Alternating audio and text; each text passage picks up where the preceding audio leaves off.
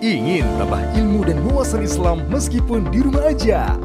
Yuk like dan follow fanpage terbaru Buya Yahya Official. Sebar seluas-luasnya agar semakin banyak yang mendapatkan manfaatnya.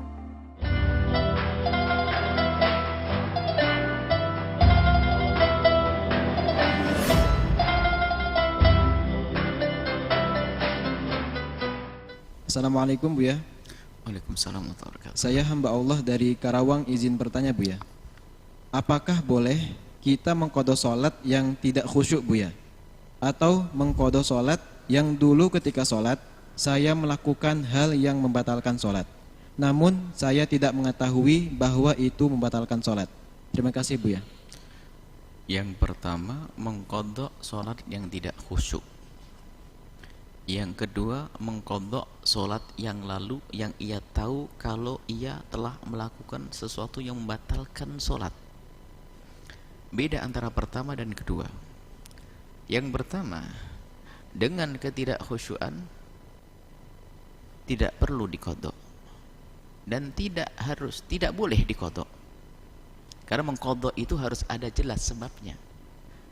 Kalau hanya karena tidak khusyuk nanti diqadha, orang nggak akan berakhir mengqadha, karena qadhanya pun juga bisa saja nggak khusyuk, berantakan. Lalu kapan dia ngerjain yang lainnya? Adapun ketidakkhusyuan di dalam sholat, ingat, bukan diqadha. Ketidakkhusyuan di dalam sholat dijaber, ditambal, ditutup dengan qabliyah, ba'diyah yang diajarkan, dan Nabi menyebutkan itulah untuk menyempurnakannya. Maka jangan mengqadha sholat yang nggak jelas kalau itu harus diqadha. Jadi nggak ada mengqadha sholat yang gara-gara tidak khusyuk, waduh qadha semuanya nanti, nggak ada. Dan tidak dianjurkan. Dianjurkannya melakukan sholat sunnah qabliyah ba'diyah, bukan mengqadha sholat yang kurang khusyuk. Yang kedua, kalau kita ingat sholat yang ada sesuatu yang kita lakukan di dalam sholat tersebut dan itu membatalkan, maka itu harus diqadha. Misalnya, bila pun kita belum tahu, misalnya, waduh saya tidak tahu kalau baca Fatihah itu wajib. Waktu itu salah sholat 5 tahun nggak pakai Fatihah, ya qadha 5 tahun. Karena apa? Menurut keyakinan Anda dan benar Anda melakukan hal tersebut.